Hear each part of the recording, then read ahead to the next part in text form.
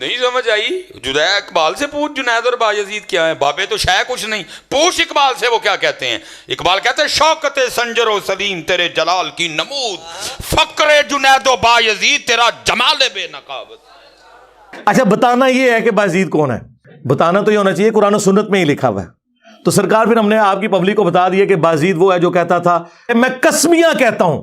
ان سے لوگوں نے پوچھا کہ قیامت کے دن لوگ کس کے جھنڈے کے نیچے ہوں گے؟ اچھا وہ پتہ نہیں، کچھ جاہل ہی سارے، کسی مسلمان کو نہیں پتا کہ کس کے جھنڈے کے نیچے ہوں گے۔ تو بایزید صاحب کہتے ہیں میں قسم اٹھا کے کہتا ہوں کہ محمد اور تمام انبیاء اور ساری مخلوقات میرے جھنڈے کے نیچے ہوں گی قیامت کے دن، نعوذ باللہ۔ اب وہ فرید الدین عطار جسے منگولوں نے قتل کیا تھا، وہ نیچے نا اپنے بابے کو بچانے کے لیے کہتا ہے کہ اصل میں نا ان بزرگوں سے یہ تصور ہی نہیں ہو سکتا کہ وہ حضور کے گستاخ ہوں۔ یہ ان کے منہ سے اللہ بول رہا تھا کہ اللہ کا جھنڈا جو ہے نا وہ تو محمد کے جھنڈے سے بڑا ہوگا، کیونکہ اس میں الفاظ ہیں کہ میرا جھنڈا محمد کے جھنڈے سے بھی بڑا ہوگا، یعنی دو جھنڈے مان لیے۔ مجھے بتائیں قیامت کے دن کیا دو جھنڈے ہوں گے؟ اللہ کا جھنڈا تو نبی الاسلام کے ہاتھ میں ہوگا، دوسرا جھنڈا جو ہے نا وہ تو خائن لوگوں کا ہے۔ بخاری مسلم میں ہے کہ ہر خائن کے لیے ایک جھنڈا مقرر کیا جائے گا۔ انہوں تری لواء الحمد کدھر سمجھو ہے، ہاں جھنڈے دوسرے بھی ہیں اور خائن کے لیے بخاری مسلم میں، اور اللہ تعالیٰ اناؤنسمنٹ کرے گا یہ خیانت کرتا رہے۔ سب سے بڑے خائن وہ ہیں جو دین کے ساتھ خیانت کریں۔ بخاری مسلم دونوں میں حدیث ہے انا سید الاولین والآخرین، میں جتنے گزر چکے جتنے آنے والے ہیں ان کا سردار ہوں، قیامت کے دن میں ان کا اللہ کے حضور شفیع بنوں گا۔ اور مسلم شریف میں تو جس شان سے وہ حدیثیں آئی ہیں، اور مزے کی بات بایزید بستامی بھی 261 ہجری میں مرا ہے اور امام مسلم بھی 261 ہجری میں فوت ہوئے ہیں۔ ایک ہی زمانے میں دو بزرگ ہوئے ہیں، اس کا نام ہے ابا یزید بستامی، یزیدہ ابا، اور امام مسلم کی کنیت ہے ابو الحسین مسلم بن حجاج القشیری۔ ہمارا امام مسلم شریف میں حدیثیں لے کے آ رہا ہے کہ سب سے پہلے نبی اسلام نے فرمایا کہ میں قبر سے نکالا جاؤں گا، سب سے پہلے میری شفاعت قبول کی جائے گی، سب سے پہلے میں لوگوں کا شفیع بنوں گا۔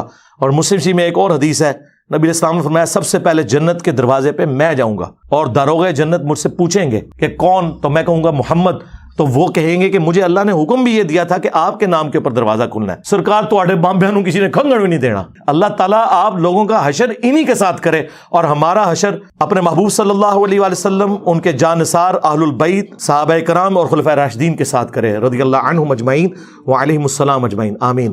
بھئی جب حدیث پاک میں ہے کہ جو میرے اولیاء سے جنگ چھیڑے گا تو پھر اس کی لڑائی ہم سے ہے، انہیں تو رب نہ لڑائی چھیڑی، یہ ویکھو کنی دیر چل رہی ہے، ہم نے اس کو چھوڑ دیا اس کے حال پہ۔ آپ بھی دیکھیں گے، ہم بھی دیکھیں گے، دیکھنا ذرا، ان بطش ربک لشدید، بھائی یزید اس کا پیارا ہے، جنید اس کا محبوب ہے، غوث اعظم اس کے محبوب ہیں، داتا صاحب اس کے محبوب ہیں۔ اگلے دن بھی ایک بھائی مجھے فون کر کے کہنے لگے کہ جی وہ صحیح بخاری میں حدیث ہے جس نے میرے ولی کے ساتھ دشمنی کی، میرا اس کے خلاف اعلان جنگ ہے۔ میں نے کہا جی وہ اللہ کے ولی کے بارے میں ہے، شیطان کے ولی کے بارے میں نہیں ہے، اور اللہ کے ولی کا ڈیسیژن کون کرے گا؟ اللہ اور اس کا رسول۔ اب اگر آپ سمجھتے ہیں کہ رسول اللہ کے بعد وحی کا سلسلہ جاری ہے اور کسی اور شخص کے اوپر وحی نازل ہوتی ہے اور وہ آپ کو بتاتا ہے کہ اللہ نے اب فلاں کو ولی بنا لیا ہے، جیلم شہر چوں انہیں چن لینے، لاہور چوں انہیں ولی چن لینے، تے اسلام آباد تو انہیں چن لینے، تے اے تواڈے کول کوئی ہے اگر تو پھر تو ہمارے پاس لیں، تاکہ پھر ہم آپ کے ساتھ پھر ختم نبوت پہ بات کریں گے نا۔ آپ تو ختم نبوت کو نہیں مانتے۔ نبی صلی اللہ علیہ وسلم کے بعد قیامت تک کے لیے کسی شخص کے بارے میں کوئی شخص یہ دعویٰ نہیں کر سکتا کہ اللہ کا ولی ہے یا شیطان کا ولی ہے۔ کیوں؟ صحابہ کرام کو، اہل بیت کو تو گارنٹی نبی کی زبان کے ذریعے مل گئی۔ بعد کے لوگ جو ہیں، کئی ایسے لوگ ہیں، کئی راوی ایسے ہیں جن کو ایک شخص کہتا ہے کہ بہت عظیم راوی تھا، دوسرا کہتا ہے دجال تھا۔ تو ہم یہ کہتے ہیں جن لوگوں کے بارے میں آپ نے کلیم کیا ہوا ہے نا، ہمارے خلاف تو اعلان جنگ تب ہوگا جب ہم ان کو اولیاء اللہ مان لیں گے۔ ہم تو سیدنا عمر کی طرح ان کے ظاہر کے اوپر فتویٰ لگائیں گے، سیدھی سی بات ہے۔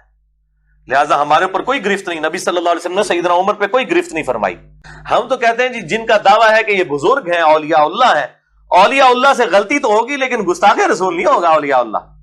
چشتی رسول اللہ پڑھوانے والا کبھی جو ہے وہ اولیاء اللہ نہیں ہو سکتا، یہ ذہن میں رکھیے گا۔